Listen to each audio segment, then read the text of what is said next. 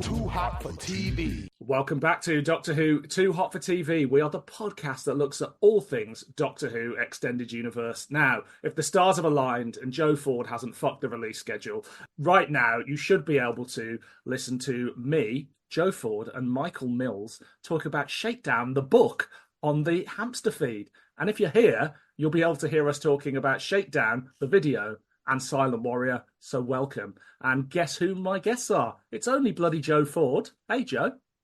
This is not Joe Ford, actually. You upset me so much on that book conversation. As you said in the previous episode of Too Hot for TV, you are now talking to yourself via the Joe Ford app. Excellent. Well, I'm going to make you say only nice things about me. Okay. And how much you love Sophie Aldred. Oh, Jesus Christ. No, I'll expose myself before the end of this episode. We don't need you to expose yourself. Okay. And not exposing himself, it's only bloody Michael Mills. Michael Mills, how are you? I'm very well. This is like being in flip-flop, isn't it? It's very exciting.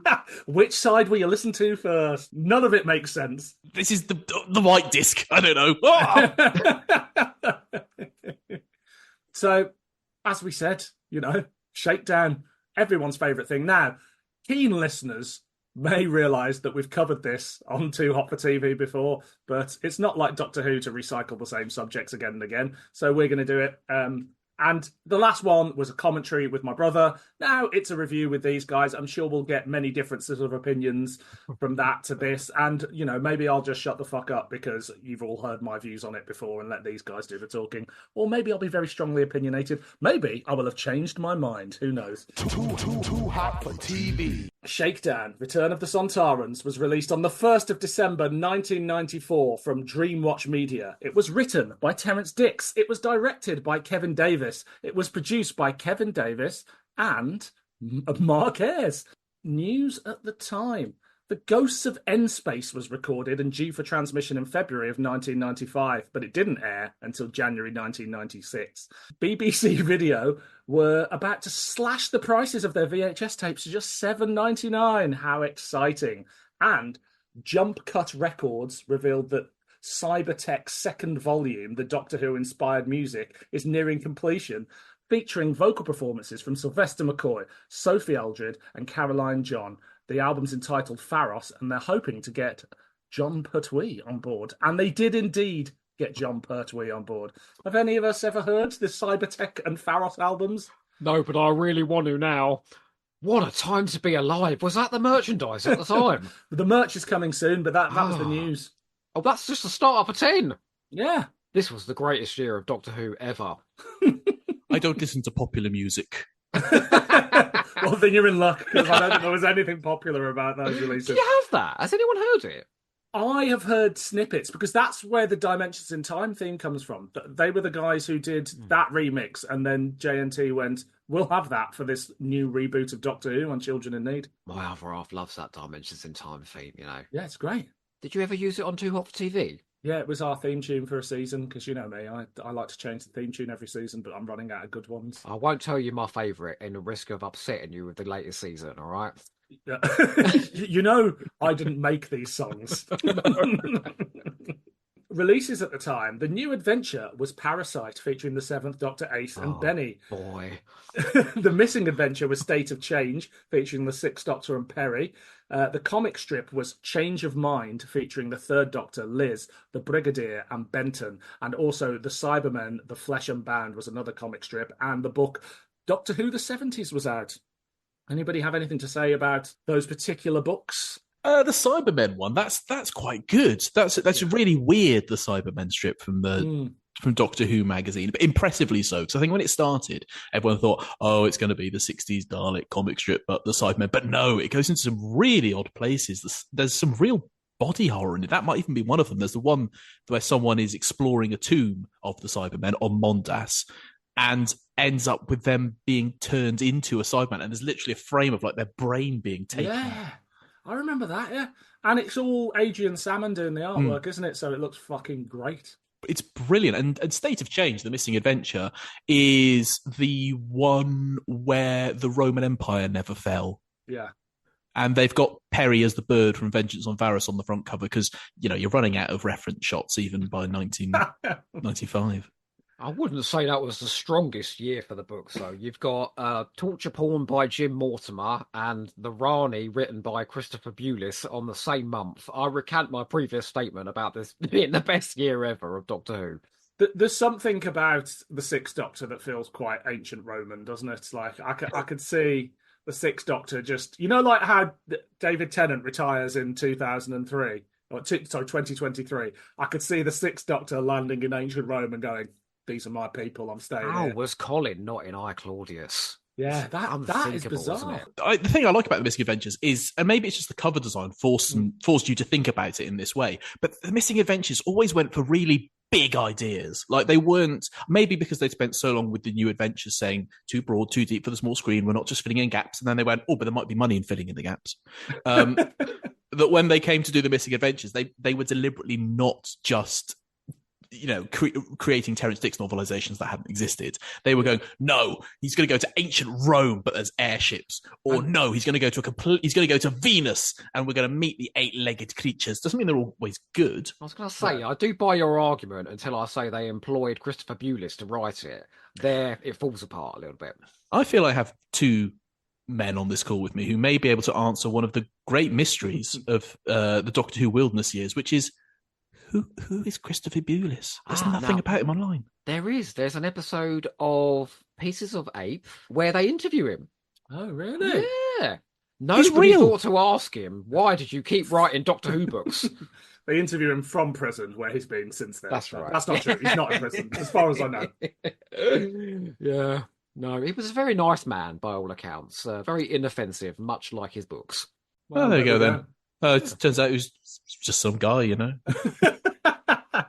Too hot for TV. A group of rich thrill seekers are entering a solar race aboard the good ship Tigermoth. Unbeknownst to them, a Rutan spy has hidden itself on board. The ship is intercepted and boarded by a group of Sontarans, and the crew find themselves caught in the middle of an age-old feud. The Rutan slowly kills off the crew and Sontarans alike, and the remaining humans and Sontarans join forces to track down the Rutan, eventually killing it and wiping out the Sontarans with only 2 humans remaining. Too hot for TV. I think the conclusion that we're all drawing here is that Shakedown Return of the Sontarans was the top piece of merchandise out this month. Well, I mean, it absolutely was, but I have to ask you the questions then.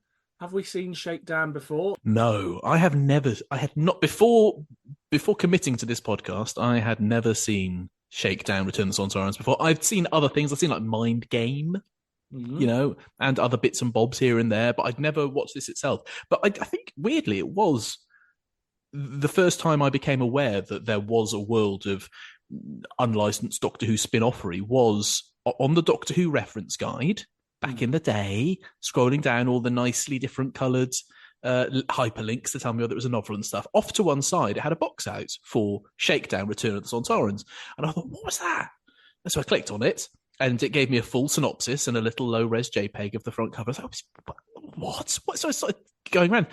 We take this stuff for granted now. The listeners of Too Hot for TV will take this for granted. It's a really weird thing to discover exists in about 2001, that some people put money together to go and film their own Doctor Who, but not Doctor Who. It's very strange, but I've seen it now. So the mystery has been resolved. It's not a mysterious thing. Well, we'll find out what you thought of this mystery in a moment. We were desperate. We would have taken anything. Any old hackneyed Doctor Who actors they threw together on 50 pence, we would have watched it. You got to get in where you fit in the 90s. I do remember it was heavily advertised at the time, because I used to buy like Dreamwatch and TV Zone and things like this, and they were doing like full page, Shakedown coming soon.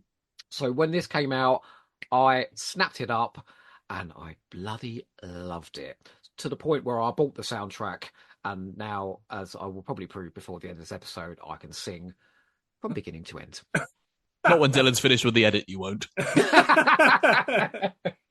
So it was everywhere. It was very heavily promoted because it was... So the reason it came about was because of Downtime. Downtime was supposed to premiere at the Dreamwatch convention. Dreamwatch had gone from DWB to being Dreamwatch, which was a proper magazine in the shops, and they decided to do a convention, and they were going to do it and promote, as they were going to put some money into Downtime and we'd all see Downtime, and that would be what they launched with. Unfortunately, Downtime got pushed a year due to Nick Courtney's availability, and so they were left without their big hook for the convention. And so Kevin Davies said, I've got an idea for a thing. Why don't we do Sontarans on a spaceship or something like that? A Sontaran drama. We know we can get the rights. They called up Terrance Dicks and turned the whole thing around in about 10 weeks, I think it was, from conception through to shooting. And so it was as part of the launch of the magazine, and the first 3 or 4 issues of Dreamwatch are very heavy on the Shakedown content. But because they were a professional publishing house and because Jason Hay Gallery was involved, they took our adverts. There were adverts in papers, the reviews in papers. The Sontarans showed up on the Big Breakfast. Like, this was not something that flew under the radar. Were they with Zig and Zag? I know. I think they're just running around in the garden. How wonderful. Can you please find that episode to go out alongside this? I do need to dig that out, yeah. It was a big deal in a very small way. That's the only way I can describe. Like, a big deal for, like, you never saw The Stranger on the Big Breakfast, did you? But this was the wilderness years, though, right? We used to go crazy for this sort of stuff. Like, we would stay up to watch. Oh, do you know what? There's on So Graham Norton, they're gonna have Peter Davison doing a tiny bit at the start. Yeah, you record it. Yeah, and watch the whole thing. Yeah. And if you go on the Too Hot for TV YouTube channel, many of the things I recorded off television featuring tiny bits of Doctor Who in the past are all up there. All cut together, or the whole episodes? No, just little clips and stuff like that. Just bits of random Doctor Who related shite. Your service to Doctor Who fans knows no bounds. It was lockdown. I had nothing to do, so I got my dad to send me like 400 VHS tapes that were sitting in his attic that I just recorded shit off the TV. And I just digitized them all. It was great fun. I think I must have told the story before, but I found a copy of The Time Monster that once it finished, a 10-minute preview from the adult channel came on. Because nobody else in the family was getting to the end of The Time Monster. So it was a safe space to put it. And you never looked back, did you? What a sad little life, Jane. Jesus. The Time Monster ends with Benton naked as well. No wonder you were so confused. That got me in the mood, and then with some women sort of grabbing their tits in the most unattractive way possible. How did we end up here? And you know what? Kids today, they won't know that formative experience, will they? It's all handed to them on a plate, honestly. And if you go onto my buymeacoffee.com, I'll make you a copy of that VHS tape for only $9.99. My God. I don't have to buy me a coffee, but I've just signed subscriber exclusive. Anyway, I have obviously seen Shakedown before. I remember the launch. I remember it being, there were conventions. All the cast were, loads of conventions. Kevin Davies and Jason Hay Gallery were there. They'd have the Sontarans roaming around and they'd be flogging the video. And I bought the video. I got it signed by all the cast.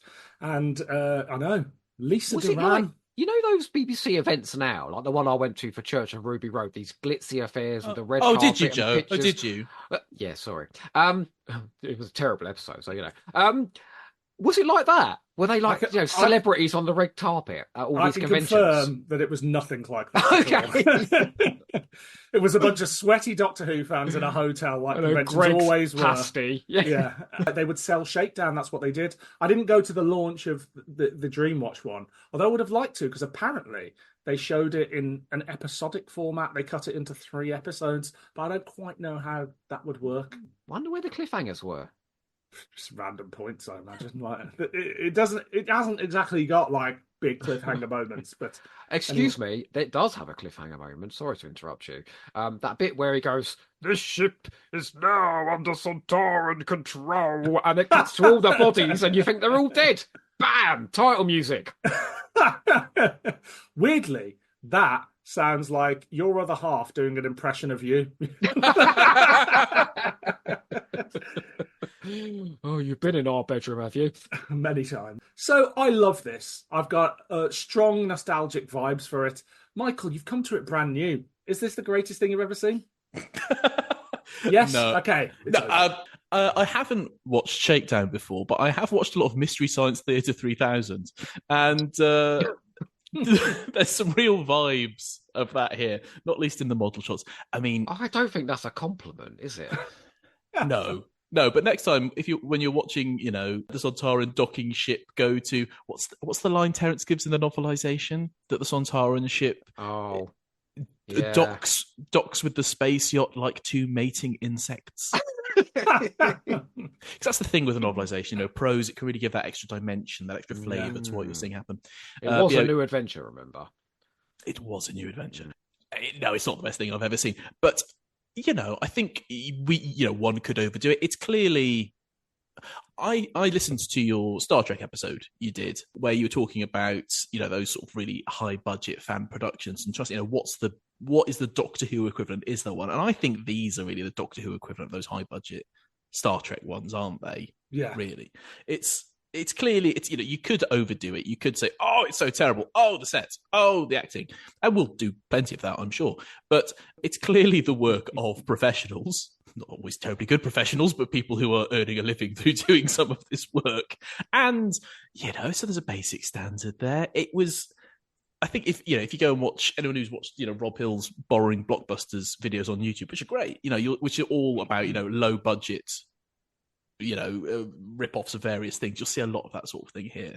I mean, I will say it starts incredibly well. So it opens with a title sequence with a low, sort of boom, boom, boom, and just the text coming up on screen, and it's a little bit alien. It's a little bit. It's a rip-off of Alien. Very alien, but with a little bit of the Thing as well. Yeah. And I'm thinking, oh, this is great. This is going to be some proper sci-fi body horror stuff. This is great. Yeah, it wasn't.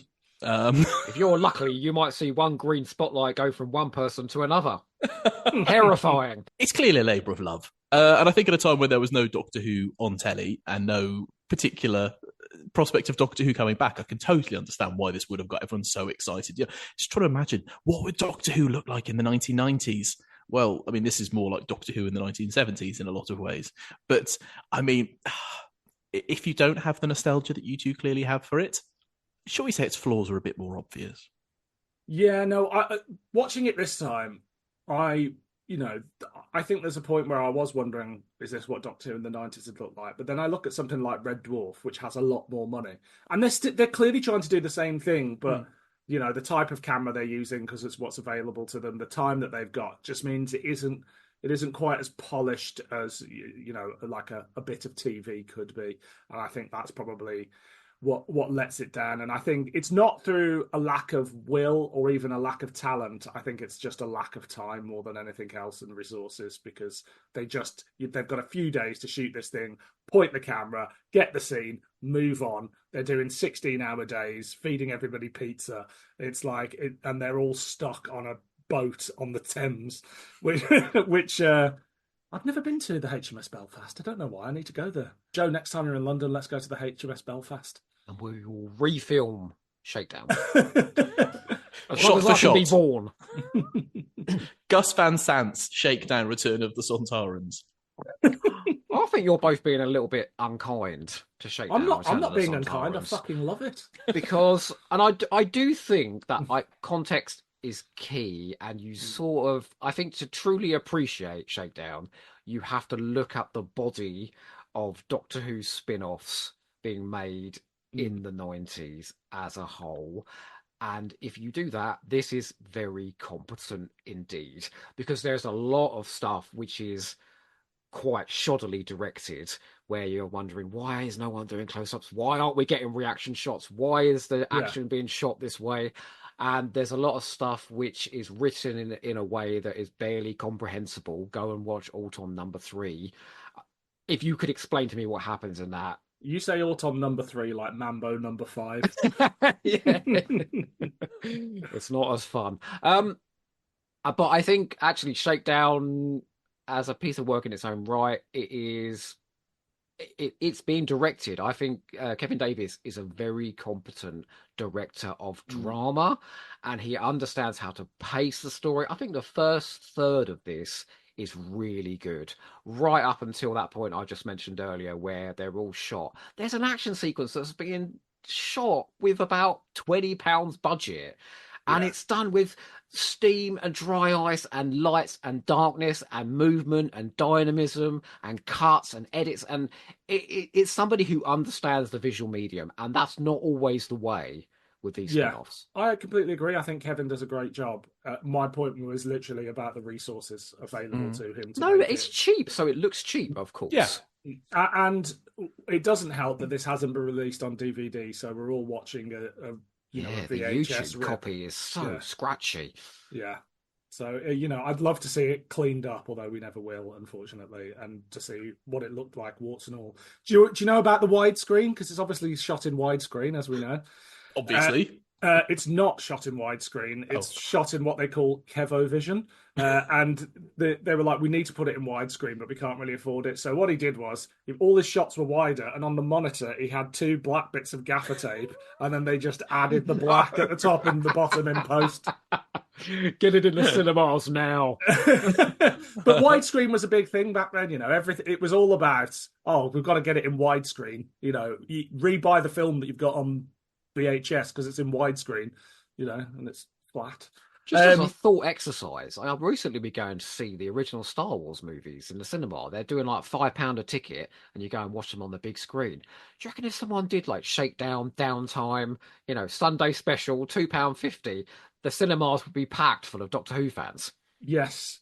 I think it wouldn't be Doctor Who fans. I think it'd be people going to see these amazing films for the first time. Just the general public. It would just be you and me, wouldn't it? How does this compare to the book? Obviously, in the book, it's a much smaller section, but does it feel like the same story when you sort of compare the middle of the Shakedown book? It feels like a much smaller story here, because the clever thing that Terrance Dicks, so it's a script by Terrance Dicks, a novelization by Terrance Dicks, and the clever thing that he does with the novelization is he treats it as just as we say on the hamster episode, just treats it as the middle act of a 3-act story. So he sort of builds out around it and gives it more context, but doesn't really change the central story itself. And the central story is, as you said, of the direction, it's perfectly competent. It works. A goes into B. You have the setup, you have the people killed off. I don't think there's any problem with the writing of it. And it feels much smaller. It feels much more contained than the novel does. But I think that speaks to the fact that the people who were making this, although they didn't have much in the way of resources, they did know what they were doing. And so you don't have any of those issues that a lot of fan films fall into, of trying to do way too much. Joe and I, for episode of Hamster, watched Time Rift, which is the fan film prequel to Vampire Science, and there is it's not without its merits, but it's way too ambitious. There's too many locations, too many characters, too many things to achieve, and Shakedown knows what it can do and what it can achieve. I mean, the biggest surprise was that they could afford 3 Sontaran outfits. I couldn't believe it when a third one popped up. That was like a shot from Interstellar in terms of its cinematic grandeur and ambition. I think the biggest surprise is they cottoned on to something that the new series would learn later on, and that is if you go to these big industrial settings, you've got a ready-made spaceship. And, you talked about the sets earlier, but obviously there are no sets in it. It's just a ship. I mean, they have kept up the no smoking sign in several places, which I kept noticing this time around. You don't want to smoke on a spaceship. That's very true. That's very true.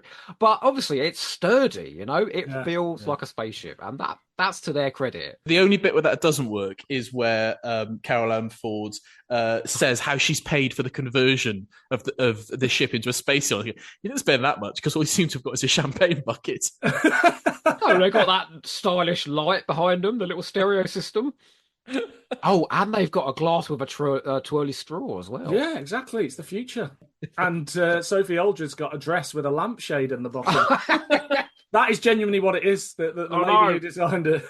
That's the best she's ever looked. She looks smoking hot in it, I think. She does, yeah. So the reason they chose HMS Belfast is because Kevin read the script and he was like, how the fuck are we going to do a spaceship? It's going to look shit.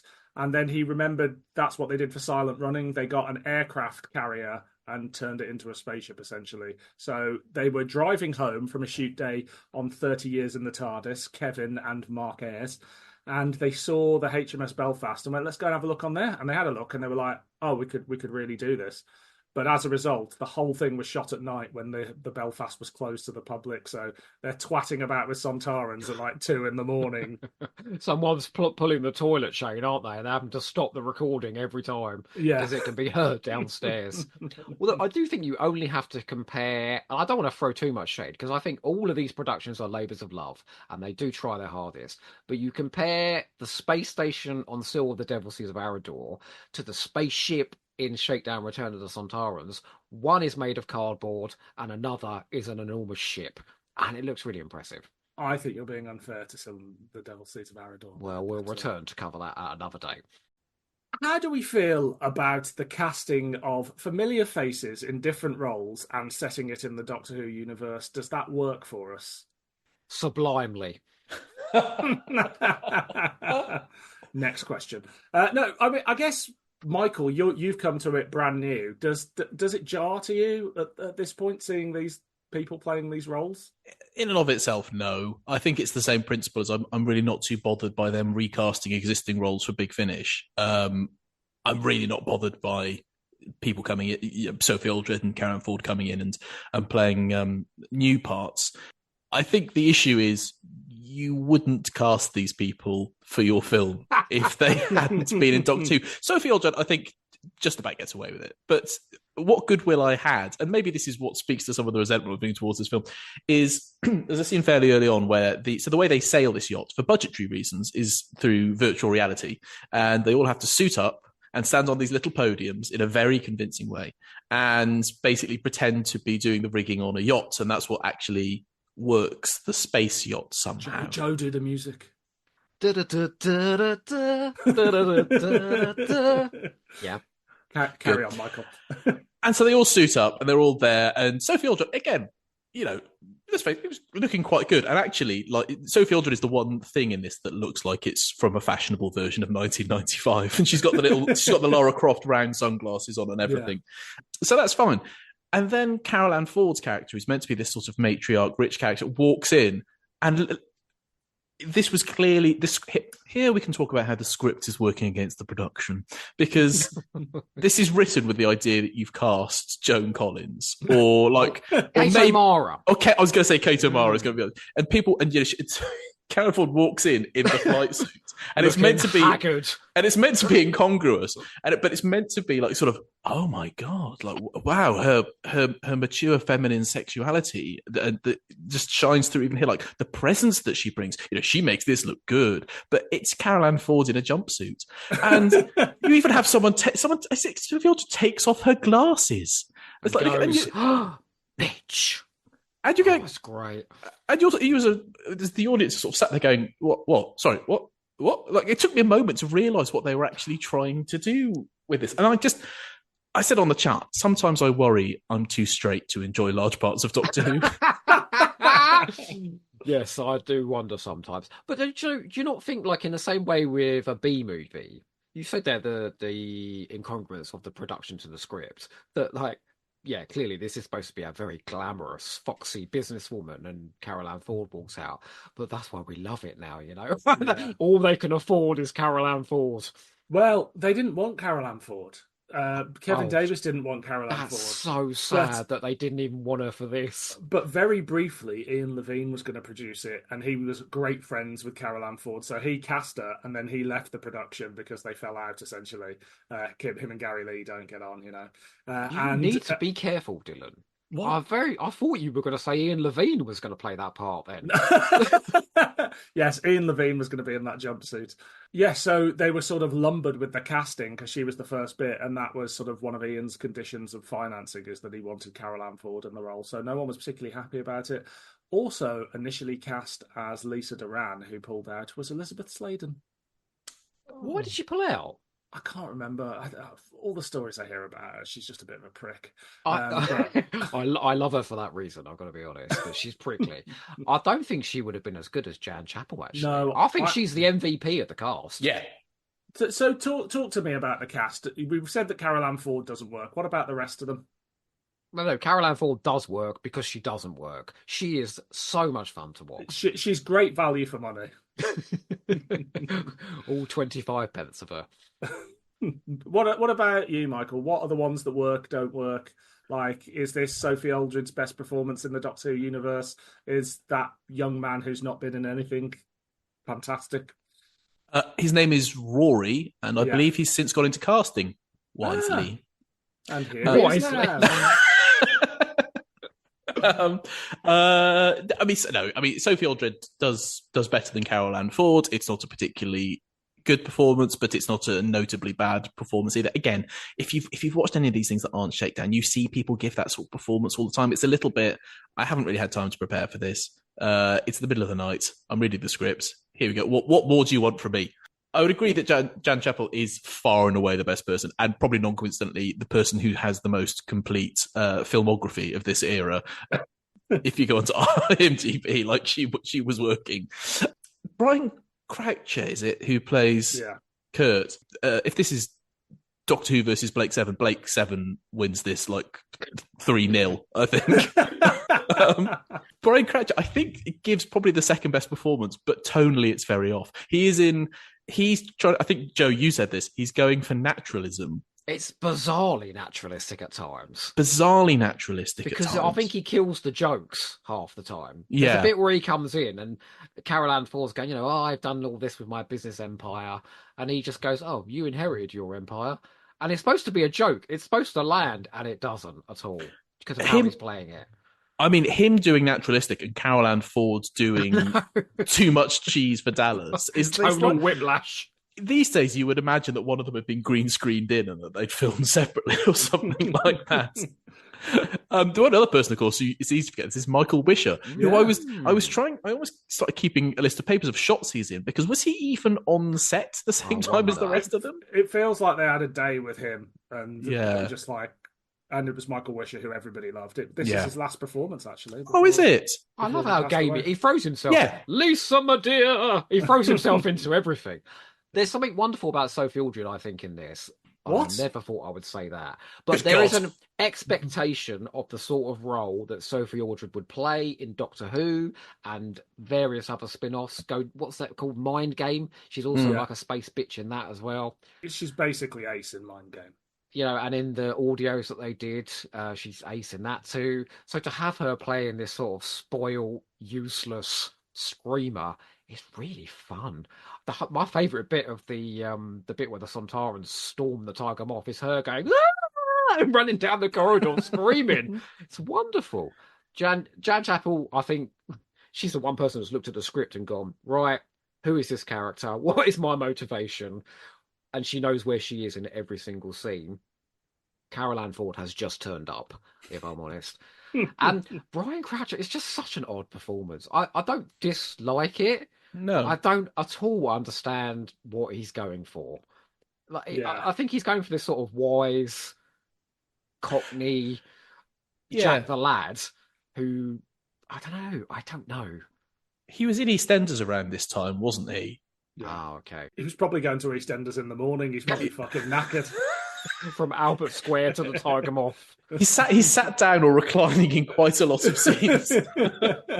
He doesn't know which production he's in, so he's just done the same performance in both. But you touched on it there. He's not bad. He's not a bad performance. It's just odd.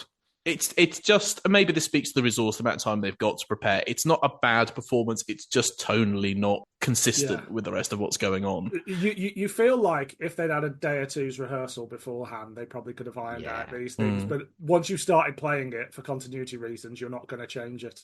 And go and watch the behind-the-scenes feature on this. The chaos of this production. It's all there, and everyone's screaming, and poor Jan Chappell's going through airlock doors, having a go at the director, and there's no time for them to sit down and go, right, what's our relationship in all of this then? Yeah.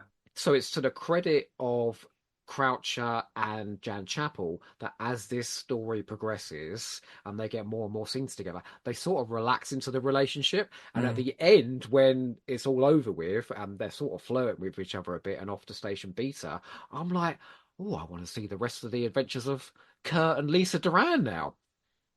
It's a nice relationship. We could have seen more of them because they tried to pitch this as a series to Channel 4 about the continuing adventures of Kurt and Lisa Duran, but they'd already They were told that we've already got a sci-fi show happening this year, so we don't need another one. That sci-fi show was Cold Lazarus, Dennis Potter's final.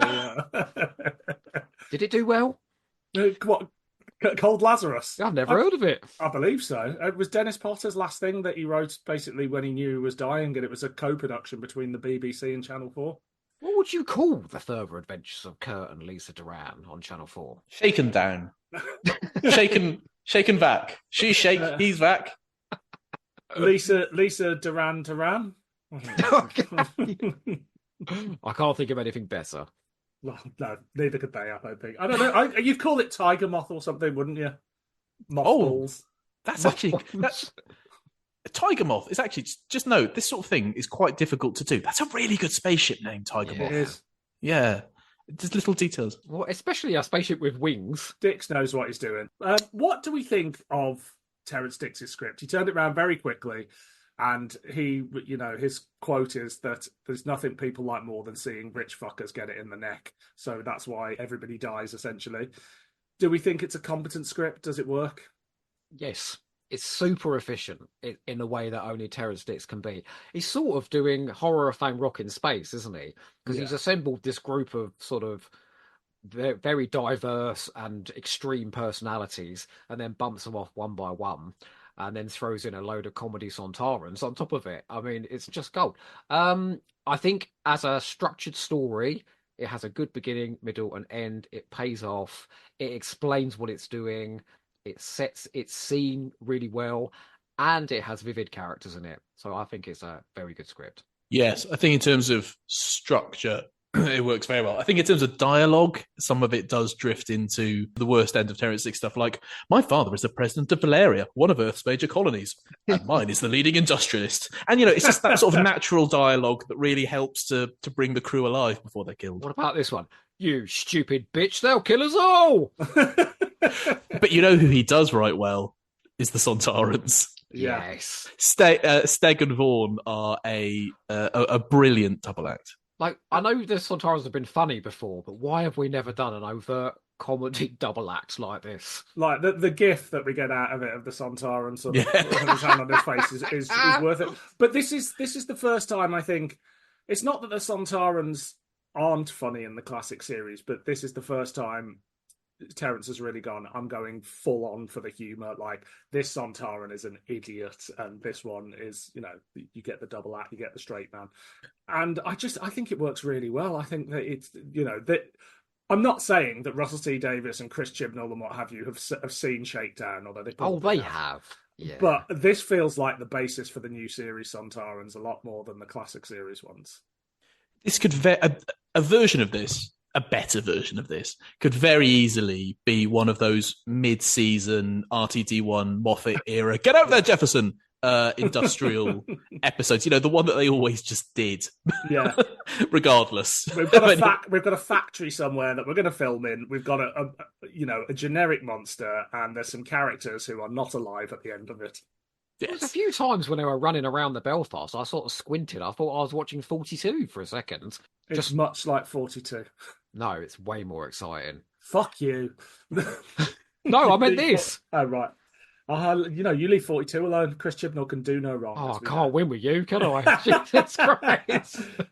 No, they're both wonderful, wonderful Doctor Who stories in many ways. So this is the first big meeting of the Sontarans and Rootans, the only on-screen meeting. Yeah.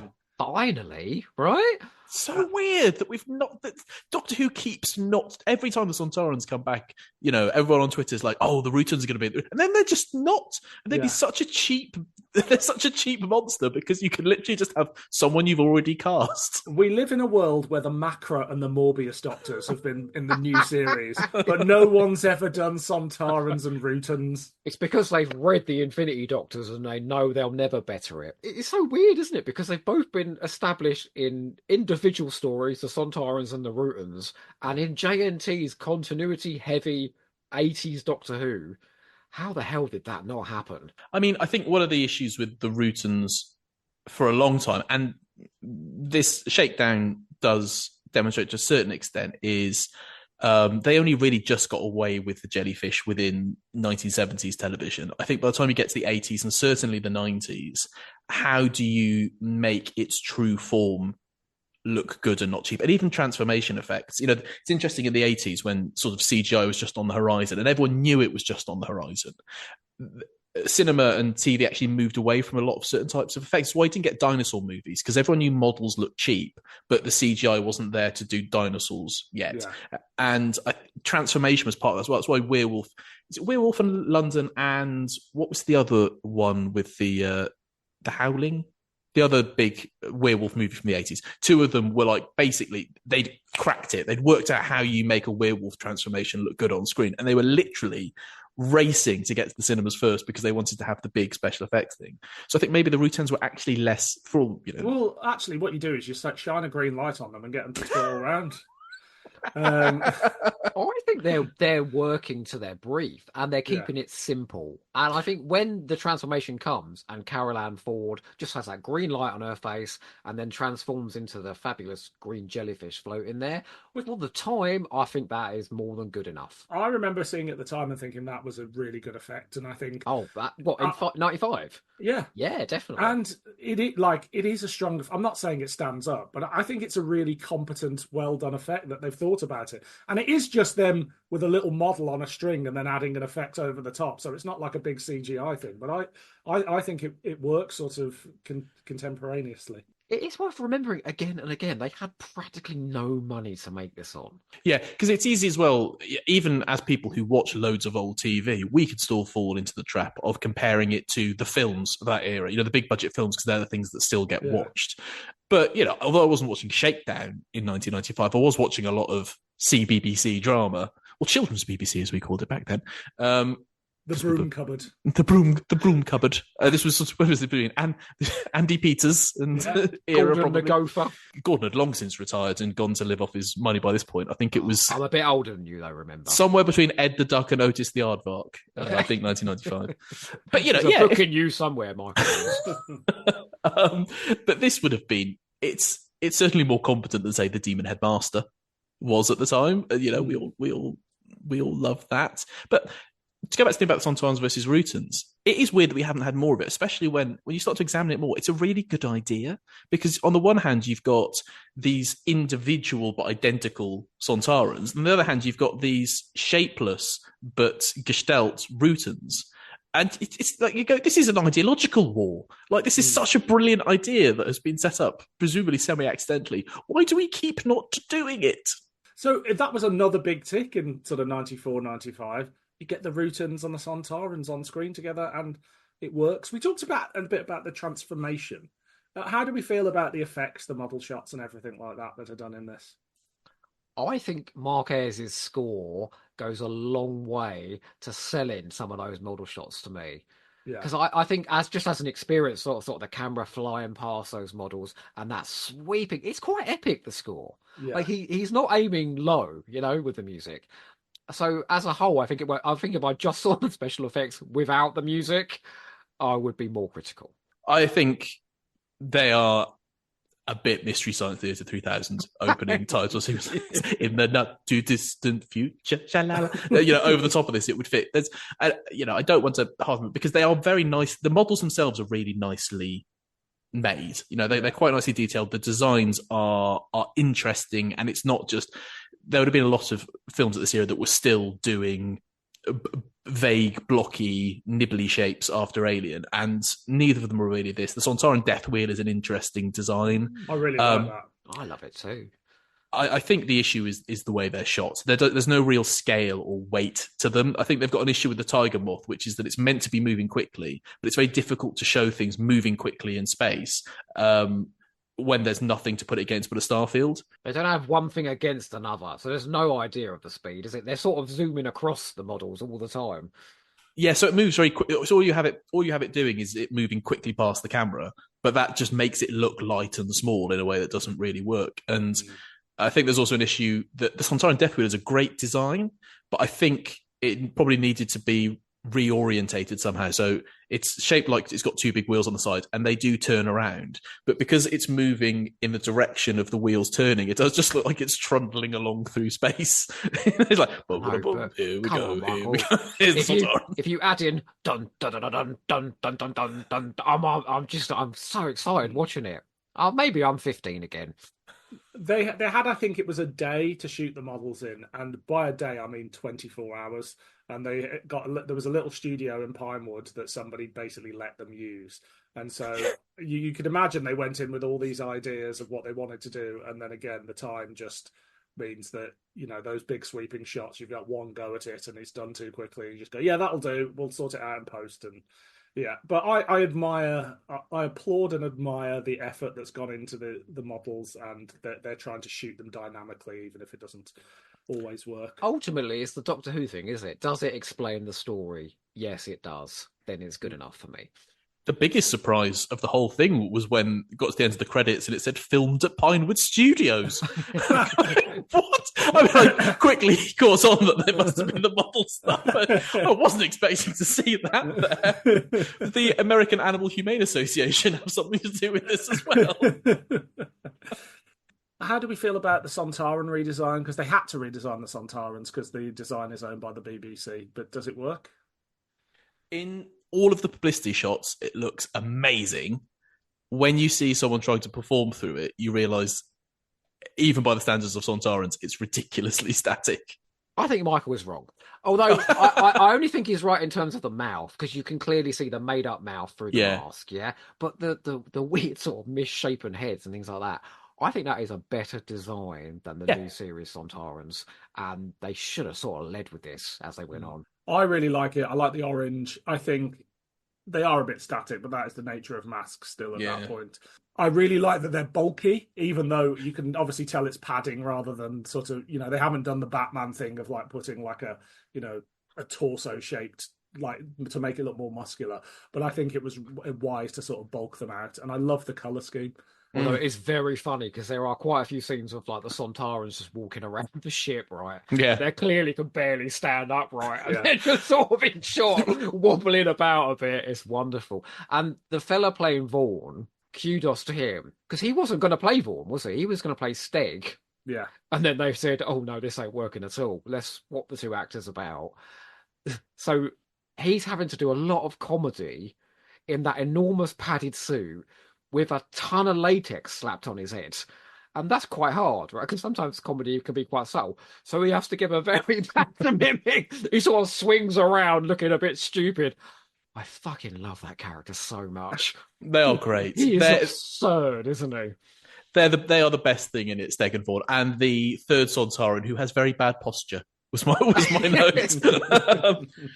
But no, they're great. And I think the padding works really well, actually, because we were saying this on the hamster episode, that one of the challenges with the Sontarans is you can't strip the humour out of them because they're an originally humorous idea, but it's how do you make it enough humorous without just completely rendering them ridiculous. And actually that thing of them looking bulky but maybe a little bit fat works quite well because they're physically imposing without, as you say, the Batman new series adventure thing of... no, that's not what... I don't want to think about the rippling pecs of Styre. Thank you. There's your episode title. The only trouble is when they're trying to sell the Sontarans as a real threat. So when they do take over the Tiger Moth, I would have had Steg say, this ship is now under Sontaran control. Instead, you get Vaughn going, this ship is now under Sontaran. And it's just very funny. Joe, you talked a bit about the music for this. Michael, how do you feel about this Mark Ayres score? No, it's really decent, actually. And I think it does. It's one of the things, along with the script, that really does sell it. And also shows you that this is a production by people who know what they're doing. They just don't have much to do it with. It is atmospheric.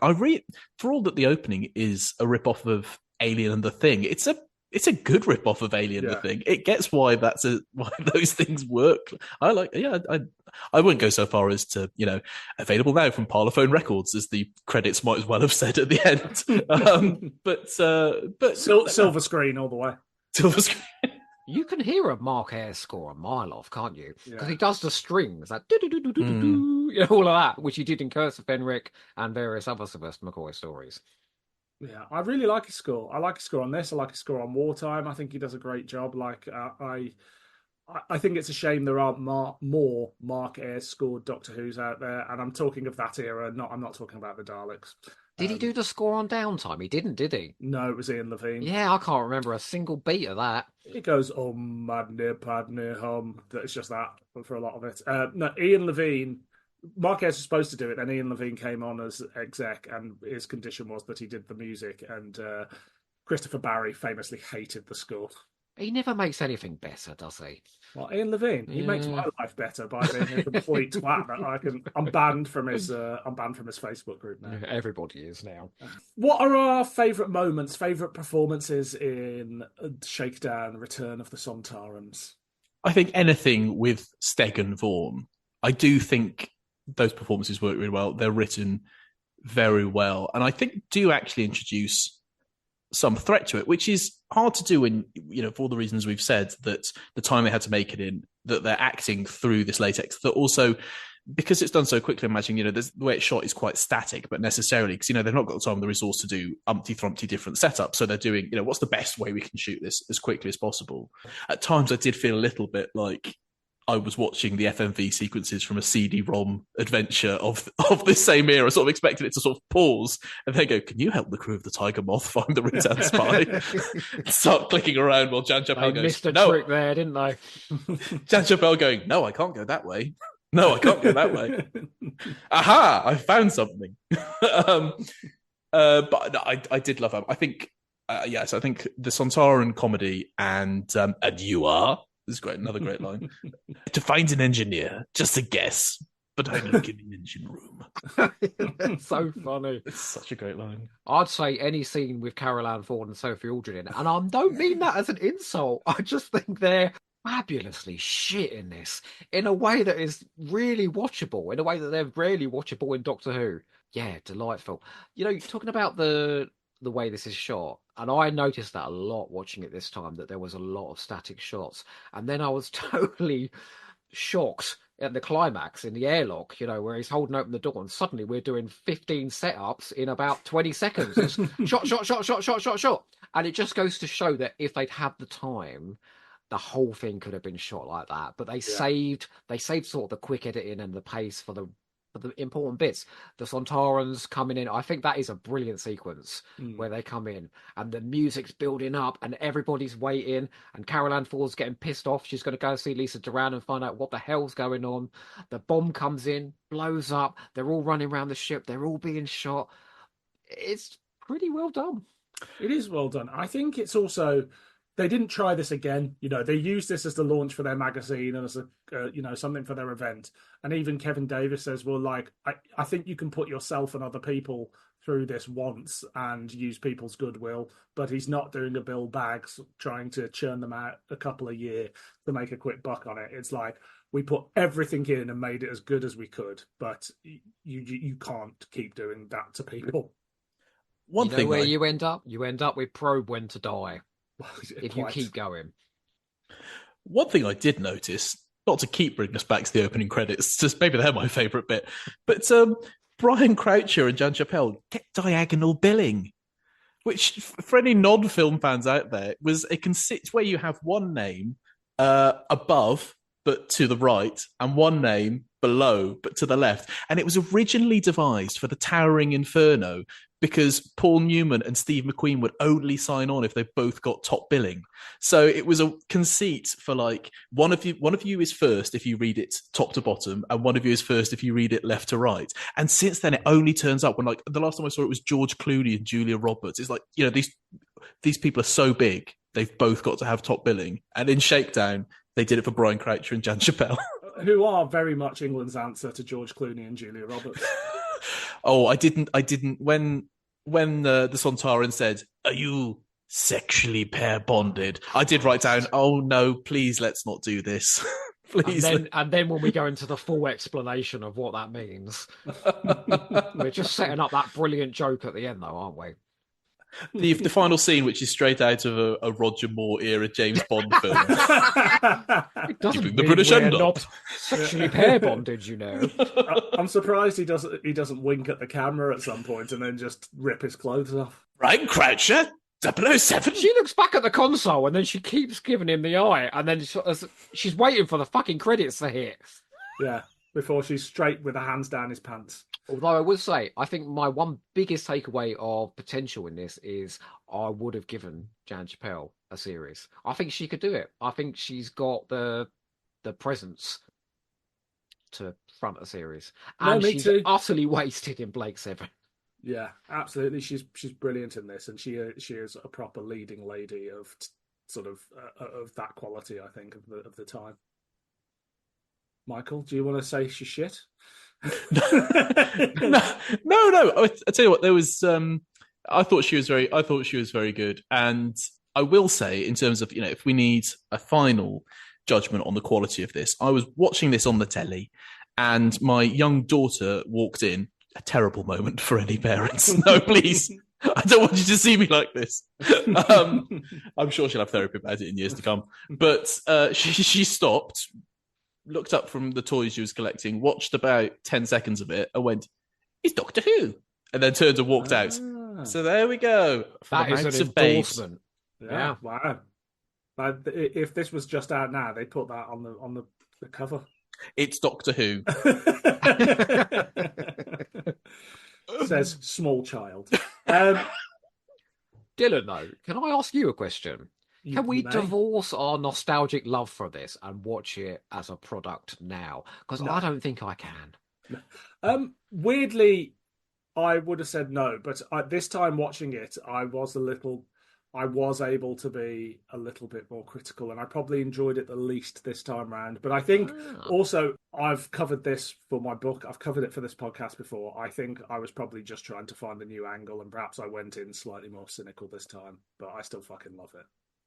I mean, I'm just aware of every flaw that we've pointed out in this, and yet it's still 60 of the best minutes I could possibly spend with my television. Oh, wow. I will, it is something I will go back to and watch again. Like, there is, it may be late on a Friday night with a bottle of wine in, but I will definitely watch it again. We live in a time where there's a heck of a lot of expensive, multi-million-dollar, huge Hollywood Zack Snyder stuff that does everything technically brilliant. It's got expensive special effects, the biggest actors in the world, and all of the music, all of the time, everywhere, and all of the marketing. But the fundamentals are shit, and people aren't paying attention to actually what you actually need to do to get things done. The reason you guys can keep going back to it and still enjoying it, I think, is because at the base of it, it works, it operates, and it does what it wants to do. I would say that's true. Is there anything else we want to say on it?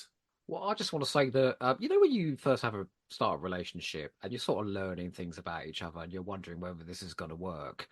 When Mark and I first met, we were sort of in that stage, and then the conversation switched to Shakedown all of a sudden, and he went, as all relationships do. He went, "Oh, I love Shakedown," and I was like, "Oh, this is going to last." I just knew it was just because of this. And he does. He fucking loves it too. Good. Well, I can safely say that if I said to Daisy, "Do you like Shakedown?" she'd go, "What? Are you trying to have sex with me? What is it?" Michael, would you put this on for your other half? No, it's probably a testament of our different relationship. But after my wife and I had been going out for about a year or so, she went, "Oh, you've really got into Doctor Who recently, haven't you?" And I said, "No, I'm just not trying as hard to hide it." Do you know, when I was dating before I met Daisy, the worst thing was at some point it would come up that I did a podcast and wrote a book, and they'd be like, "Oh, what about?" And I'd be like, sort of drama stuff, like comic things, and then there's like Doctor Who. It's Doctor fucking Who, okay? I don't talk to anyone in my sort of day-to-day life about Doctor Who at all. It's all just people on Zoom calls. So whenever people learn that and I say it's a Doctor Who podcast, I always get the same response every time. Why? That's it. Just that one word. People do not get it. But here we are. I'm working with a lot of young people at the moment, and not only are they not judgmental because they're young and they wouldn't want to hurt my feelings, but when it came up, they were all like, "I just love Matt Smith. It's just the best era of Doctor Who." Like, they're very nostalgic about it because they're another generation that's grown up with Doctor Who in a way that we unfortunately didn't. It's so ingrained in them as something that they liked when they were a kid, and it's just been around their entire lives. So there's less of that judgment. Then I say it's about the 90s when it wasn't on air and they lose complete interest. Shall we rate this? Does it clang? Does it bang? Does it average meand? There are things about it that bang, and Lord knows there are things about it that clang. So I'm going to give it the benefit of the doubt, go down the middle, and say it average meands. Someone new coming to this through the eyes of modern television. I think that's very fair. Yeah. Oh, it bangs. Sorry, yeah. I mean, I don't think that was in any doubt at all. I have watched this at least 100 times. I will watch this another 100 times. I will never get bored of this. And because it connects to a part of my childhood I was very happy in, and it makes me feel happy. It's a banger from me too, unsurprisingly. I love it. It has some issues, but they are issues of budgetary, and they are issues of, the time and the resources they had. But everybody is trying to make the best thing possible given what they've got. And the nostalgia is just overwhelming. Bang 0.5 out of 3. That's not bad. There we go. Too hot for TV. Silent Warrior is an audio play from BBV. It's written by Peter Grehan. It's directed by Tim Saward, no relation to Eric, produced by Bill Baggs, and was released in December of 1999. News at the time. The headline in DWM was Grant Mitchell creator outlines new books for companion. Come the year 2001, the Eighth Doctor will be accompanied on a whole new chapter in his BBC Books adventures by a new regular character. Although nothing was revealed about them, it was a character developed by Colin Brake. Do we know who that turned out to be? That's Angie Kapoor. Yeah, there we go. Oh, so Angie Kapoor and Grant Angie Mitchell here. have the same creator. that is a certified good fact. Listener, you can take that one away from the episode. For the glory of the Grail. Other headlines. Doctors to reunite on Millennium Eve? ? Several of the surviving Doctor actors have been approached to appear in character as part of the BBC lineup of special programmes beginning 31st of December 1999 and 1st of January 2000. It seems that this was initially hoped to be transmitted live as part of Gabby Roslin's New Year's Eve show, but the various actors' other commitments meant that this has made this unlikely. So basically, it was a story about how that didn't happen. There was a bit of a drought at that point, wasn't it? Again, we talk about like the scraps that we made do with. There's a whole new story that some former Doctor actors weren't on a Gabby Roslin programme. And very sad, co-producer confirms withdrawal from movie. Jeremy Bolt, erstwhile producer of the mooted Doctor Who film, has announced, as reported in DWM 285, his association with the project has indeed ended. Impact Films, the company run by Bolt and director Paul W.S. Anderson, had been working alongside distributors Artisan Entertainment and BBC Films, but unfortunately it wasn't to be. This is the most fascinating thing, and I wish there was more about it. What did Paul Anderson, director of Resident Evil's version of Doctor Who, look like? What was that film? Graphic. People loved to say it this time, didn't they? Like, oh yeah, we're going to bring it back and it's going to be serious. It's going to be like, do you remember? Yeah, Shane Ritchie genuinely said, I'm going to do it in Matrix leather trousers. People just lost their minds when they were asked about what they do with Doctor Who at this time. I always think if they made a film, it would have ended up being like the Avengers film with Sean Connery, and where it was sort of, oh, we're going to try and make this twee and British and just sort of not quite get it, and it would have been fine, but just not like Doctor Who is at all.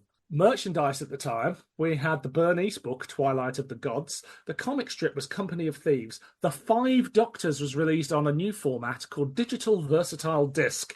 Mythmakers 47 was out, which was the 20 years of Doctor Who magazine celebration. And from Big Finish, we had The Whispers of Terror.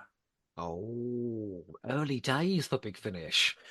And late days for the Virgin books. Twilight of the Gods is the very last one. God, it's a real transition moment there, isn't it? Yeah. I wouldn't have thought. Is that John de Burgh Miller?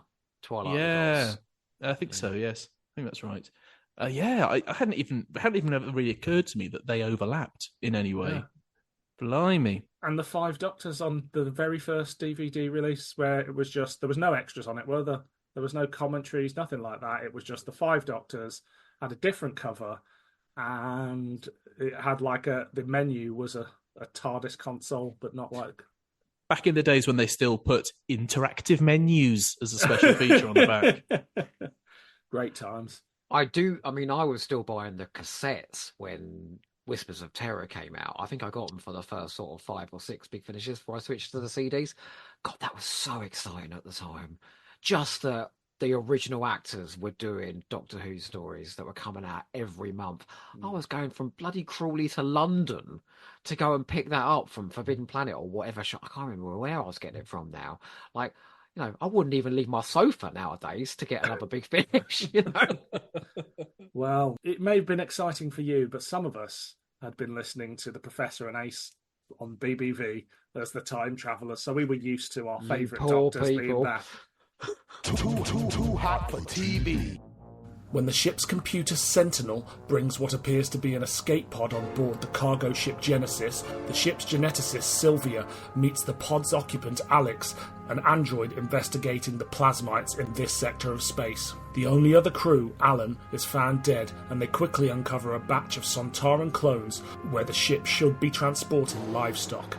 Sylvia reveals that she inadvertently got involved in the wrong smuggling operation and ended up dealing with a Sontaran. Now they have further Sontaran craft hiding in the ship's warp signature and Field Major Starn on board hunting them. Alex uses the plasmites to kill the Sontarans, keeping Sylvia safe by sheltering her within the ship's reactor. Upon leaving the reactor, Alex feels changed. Too hot for TV. So, which leads us nicely on to Silent Warrior. Now, when Big Finish launched, they sort of had a gentleman's agreement with BBV that they wouldn't touch the monsters that BBV were doing because they didn't. They were still all fairly pally with Bill Baggs at that point, and Bill Baggs, like as part of the BBC agreement, that Big Finish were told they could not use Bill Baggs as a director because he pissed them all off by making his own audio series. Is that right? They were told they actually just couldn't use it. Yeah, I think it's on. It might be on like Talking About My Regeneration or something like that. That CD that came with Doctor Who magazine. I think it's in Big Finish: The Inside Story as well, right. which is in the introduction, which is a glorious read because it was published before they all learned to be properly corporate and professional and shut up. Suddenly all makes sense though. No wonder he kept churning out this bullshit for years and years to come. He's like, I'm going to do it and I'm going to do it better than you because you didn't include me in the party. That's why those early releases don't feature the Sontarans, the Zygons, the Krynoids. The Wirren aren't in there, no. It's all the ones that Bill Baggs was doing that he was licensing direct from the creators, probably. No Guy de Karnak. Yeah, of course. I love that audio, but there we go. So, and what they were sort of known for at the time was doing some really interesting stuff with the Sontarans. There's one called Old Soldiers, which I've done on the podcast before, and is well worth a listen. It's a two-hander between a unit soldier and a Sontaran that is imprisoned, and well worth a listen. There's also another one, I think it's Conduct Unbecoming, where it looks at the clone cycles and stuff like that, and it's got... is it Tom Chambon who played Duggan? Oh, Tom Chadbourne, yeah. Yeah, that's it. Yes, yeah. So he's in it. That's well worth a listen to. And there's also Silent Warrior. They'll always pull in one Doctor Who actor, won't they, just to get the sales up a little bit? Yeah, there's some interesting people that show up in those BBVs that you're like, there's an episode that may be out by the time this comes out, or will just be coming out, and we do a Zygon one, and Debbie Watling's in it for about 5 minutes. She plays a barmaid and then Queen Victoria at the end, and you're like, they literally must have had half an hour. I'm going to buy it tonight. Have you heard Silent Warrior before? Can I confess something to you, right? We've got all of the BBV audios, and the eternal battle at bedtime between me and my other half is we always listen to something and he goes, I'm going to put on a BBV. And I go, please don't put on a BBV. For God's sakes, you've got all those big finishes there. And I'm not kidding you, without fail, every night he tries to put one of these on. Every now and again I relent, and something like Punchline he puts on, and I'm like, fuck me, this is really good. Maybe I should do the whole lot. Mark can come to bed with me anytime for a sleepover, because I'll go to bed listening to a BBV with him. We can spoon, it'll be lovely. he'll give you a lovely cuddle. And he'll listen to BBVs. It's your heaven. But the short answer to your question is no. I've never heard Silent Warrior before. And what about you, Michael Mills? I don't think I have. But Okay. it's quite possible I had and forgotten it. This is not to spoil my review. I think that's understandable, if you had forgotten it. So, well then, Michael, what is your relationship with BBV? I don't have much of a relationship. Distant, nodding acquaintance. I picked up bits and pieces here and there, like stuff that was going cheap in Forbidden Planet at one point or another. I'd never heard. I don't think I'd heard this one before, but to be honest, there's so many BBVs from this era that if it's not the Sontarans, that it's not the Cybermen, and they all happen in space. I was only distantly aware of it at the time I started to properly get into Doctor Who. I think I first bought DWM in like very early 2002, and they were still going at that point. And I remember them being these really odd things in the DWM review zone of like, what is that? Well, I'm still getting my head around the idea that Big Finish existed. Sort of, there's a professional outfit making audios about a Zygon, and they want me to pay £10 for them. What? But I think it was a number of years before I actually managed to pick up a few myself, and I was only slightly more the wiser. Of course, nobody now would buy a CD that was a spin-off of Doctor Who just about a random 70s Doctor Who monster, would they? Never. No. Reality has called our bluff as Doctor Who fans. It's the reason I don't have a fucking mortgage, all right? So let's jump in. So it's your first times, probably. I have heard it before. I used to have the CD. I remember it quite fondly.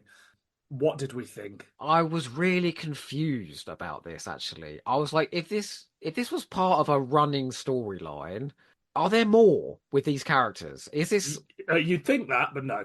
Okay, so this is a standalone adventure. Then it makes no sense to me whatsoever, because we're sort of dropped in the middle of a story that's already been set up, and just sort of see it to its minimal conclusion with a lot of running around in the middle and not a lot of character exploration. What you get with a lot of these BBVs at the time is because they're not doing the time travelers anymore, because they got wrapped on the knuckles, and also Sylvester McCoy and Sophie Aldred are playing the Doctor and Ace over at Big Finish, so they're kind of useless in that respect. They're looking for new ranges and things, so they obviously do these different monster things, but they're looking for characters that they might spin out into its own series. So I think with the character of Alex, particularly in this, by the end of it, they go, oh, the plasmites have done something, and he's now got a life sign, and he goes, oh, I think I'm changing, which is my impression of Michael Wade there. And you think, okay, we're going to find out more about this android built by... Yeah, I figured this was leading on to 2, 3, 4 sequels after this. Well, no, they didn't make a sequel, unfortunately. Right. But so I can understand why you'd think that. Well, the other trouble with this as well is it's very serious. It's really serious in a way that late 90s Doctor Who, stories were really, really serious. And so there's no levity to it at all. Yeah. It's people going... forgive me. It's like Nick Briggs had come early and written Sword of Orion for us for BBV. Because it is just a lot of people sort of running around with guns, threatening each other, lots of clanking, echoey... And a lot of... We will get onto the sound design later. And so, and I was just like, who am I supposed to be investing in here? Is it the simpering, whimpering woman? Or is it the very sort of Data-like Michael Wade, who's very Data-like for a reason? Because number one twist in science fiction, he's an android! What? Which is revealed halfway through the story. And I wasn't really invested in either of them. And I figured because this is set on a clone ship, it was something to do with cloning Sontarans, because they're in the story. So there wasn't really a surprise there.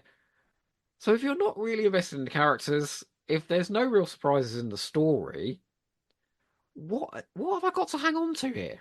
Yeah. And what about you, Michael? How was that as on a first listen?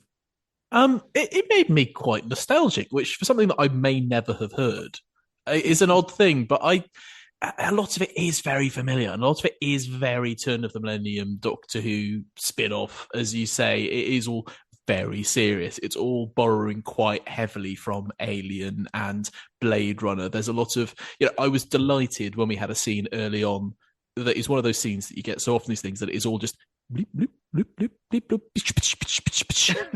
and then someone says something like, this is Space Hauler Perseus, code sign 3X9, applying for permission to leave sector.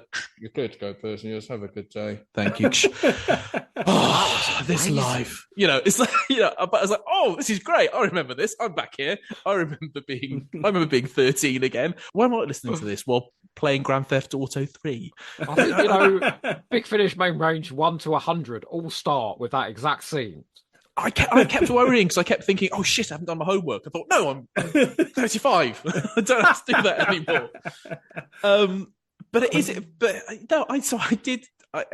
Much like you probably felt towards Shakedown. This was my sort of teenage era Doctor Who. So I was feeling quite fun. It was nice to discover a bit of it. As far as I remember, I haven't heard before. Yeah, I am very nostalgic about this, much like Shakedown. This was what I was listening to. I had the CD of this, and it was interesting to come back to it now and hear how it's dating, because I remember this being quite sort of, I remember thinking at the time, this is good. It's proper serious Doctor Who. And like the sound design being really good and the performances being really good. And these things do age. Like the early Big Finishes age. Doctor Who ages. It's the nature of all sorts of creative outputs. The early Big Finishes were coming out at the same time as this, and they have not aged as badly as this. I haven't heard any of the proper early ones for a while, but there's a few. Go listen to Whispers of Terror that was out the same month. Yeah, maybe I will. I'll come back. I'll tell you what, future Dylan will pop up here and agree or disagree with Joe. You'll get a 10-second review of Whispers of Terror from me. Once I've listened to all the other shit I've got to listen to. How was your trip to the Museum of Oral Antiquities? Was it fun? It was the best oral I've had in weeks. Okay. I've lost my train of thought. So yeah, I am very nostalgic about it, but it is not aging well. And I would like to talk about the sound design because I think that is the thing that lets it down the most. I think there is confusion and in the direction or the editing and the sound design that sometimes makes you go, what the fuck is going on here? What do we think? Yeah, I think it's I did like some bits of it. So like I say, the bleepy bloopy stuff was lovely to hear again. Mm-hmm. And I actually thought the bit when you're in the cloning chambers and you've got the sort of dripping water, I quite liked how the juxtaposition of that with a spaceship that worked. That was a bit of a soundscape. I quite liked that bit of it, but it did. I was very aware that I was listening to an edited audio production in a way that actually you're surprisingly often not when you're listening to a Big Finish. Like I could hear the effects that had been dropped in. The most distracting moment for me was where there's two lots of Sontarans firing at each other, and it's very clearly the same sound effect in both ears coming at opposite directions, and it's just the same sound effect over and over again, and it goes on for about 2 minutes. Yeah. Well, it's just that for 2 minutes, and I was like, yeah, all right. But now you sort of fade in and out, wouldn't you? Yeah. You change the pace of it, and you do sort of think simpler times. You do sort of think, we can't see this, right? But I think it was. I think it's one of the things he said. It's dated a bit, and I think it is important to sort of explaining what feels wrong about this now is that it came out the same month as Whispers of Terror. So it's got that shape of, because BBV literally, but also I guess thematically and productionally, they're halfway between the audiovisual fan stuff and the Big Finish stuff. Yeah. And with the time travelers that they'd had to stop doing, and they couldn't do, and we now actually had proper Doctor Who, but here they're still sort of trying to do stories that have got the shape of a Doctor Who story. So, Alex, the Michael Wade character, turns up, and we know he's mysterious, and he turns up in a capsule that, is it Sylvia, can't believe you travel around space in that, and he's mysterious, and he's not got a name, and his biology isn't human. And he transforms at the end of the story. And I was going, I've got written down, timeless Doctor, ? But I do think it's quite interesting they sort of invert that by making him an android. And you go, oh, so actually it's not a Time Lord. But then he goes, oh, I was created by a higher species, and you go, Time Lords. Time Lords. But it's interesting that they haven't yet properly broken out, or at least in stories like this, broken out of doing. They're still in an era when with something like Shakedown, we said the thing about Shakedown is it was brilliant if you didn't have Doctor Who, and oh my God, here's something that's almost Doctor Who. But now we've got Big Finish. We've not got Doctor Who back on telly, but we're now out of an era in which we have to pretend to be Doctor Who. We can actually have Doctor Who stuff now. And this, I think even for 1999, this is already dated. Dylan, is this pre or post Auton, the first Auton? This is post-Auton. I think Auton 3 comes out about the same time as this. You mean Auton number 3, don't you? Auton number 3, yes. Yeah. Because I think Auton shows how you introduce an enigmatic, slightly sinister character who just happens to be played by Michael Wade, and does it in a really interesting way where you want to learn more about that character and spend more... I didn't get much of that here. Well, that's our Lord and Saviour Nicholas Briggs doing those first 2 Autons. And I absolutely know that. Really well. God, the direction of those is stunning. But here, because he's playing an android, right, he's doing it in quite a sort of flat, emotionless way that's very hard to care about. And sort of towards the end of the story, I wasn't quite sure what happened to him, if I'm honest. He turned from an android into a person somehow. He has a life sign. He's been changed, but he's not suddenly a human. But it's something to do with the plasmites, and he gets in the energy core, doesn't he? Oh, what, like it's any sillier than any other Doctor Who name. Come on. So shit though, isn't it? What a name. But in a very sort of sapphire and steel way, he goes, I am sent down from higher powers to make sure things are guided along the right path. And that's the most intriguing line in the entire audio. And frankly, can we go and see some more of that rather than watching this shit, please? Yeah, it's weird. And this is the first time I've noticed this on a BBV. But it really sounds like it's recorded in someone's bedroom. And I don't think the recording's bad, but when you can't hear a vocal booth, that is the purpose of a vocal booth. But I feel like here you can hear the distance that the actors are from each other, like the slight room echoes sometimes, and it's not a sound design choice. There were just every now and then I was like, that's someone's bedroom. They're in someone's bedroom recording.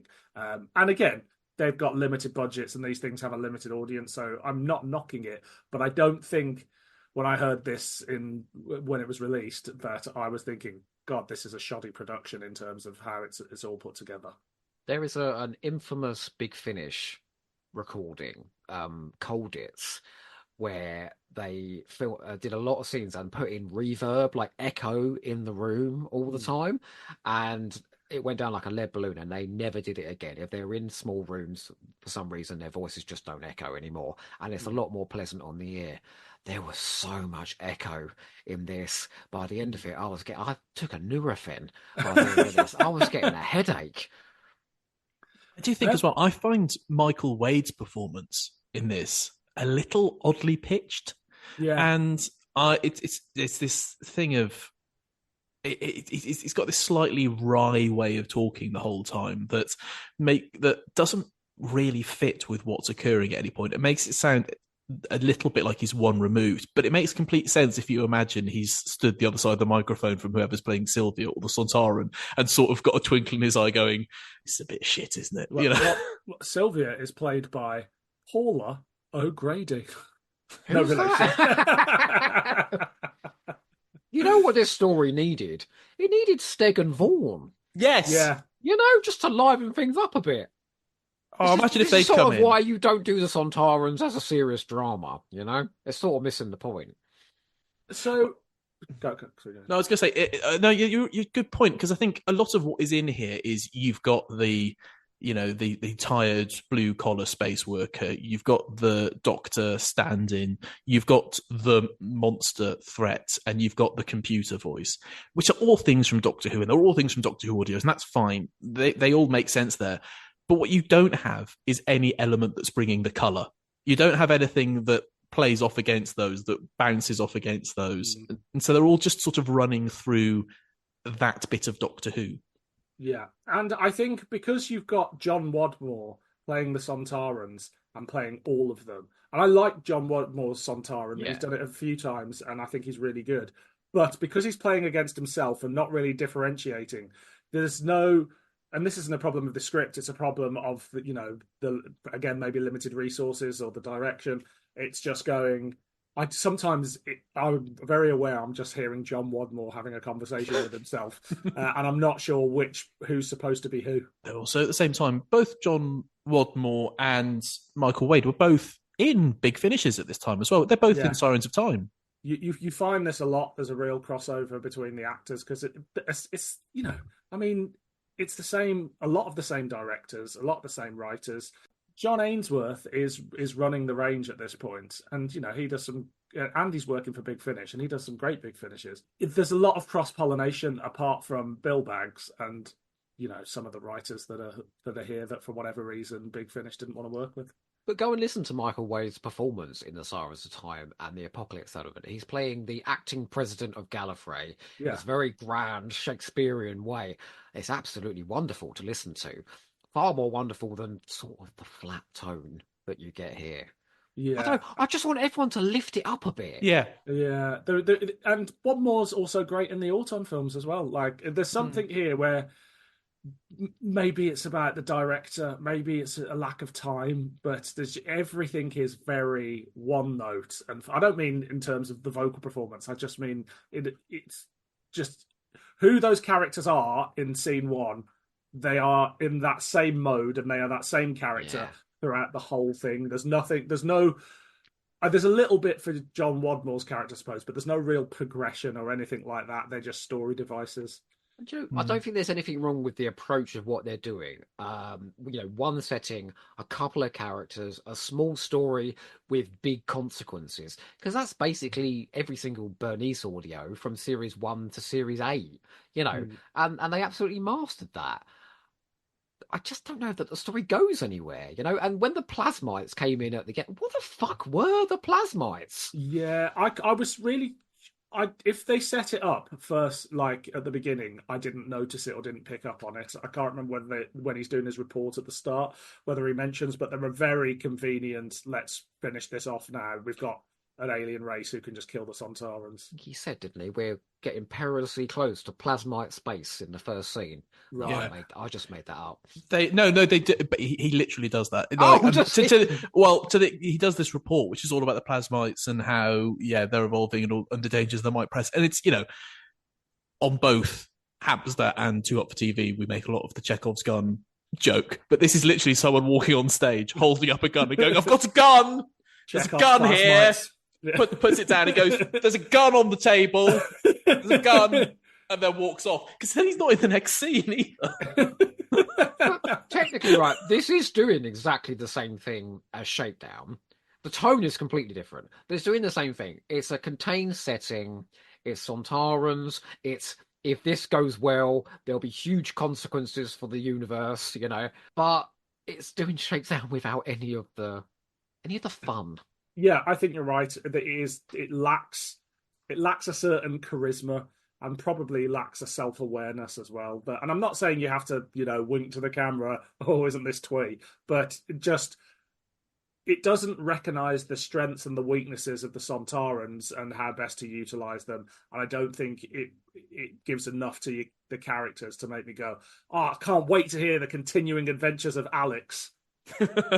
But I would say, because Michael, you messaged and said that back in the day you would have loved this, and I think as a teenager, where somebody's taking Doctor Who or Doctor Who related spin-off this seriously and gritty, and clone tanks and people being turned into husks at the end and all of this, 14-year-old Joe probably would have lapped this up. I loved it. I can honestly say to you, as a kid, I thought this was the shit.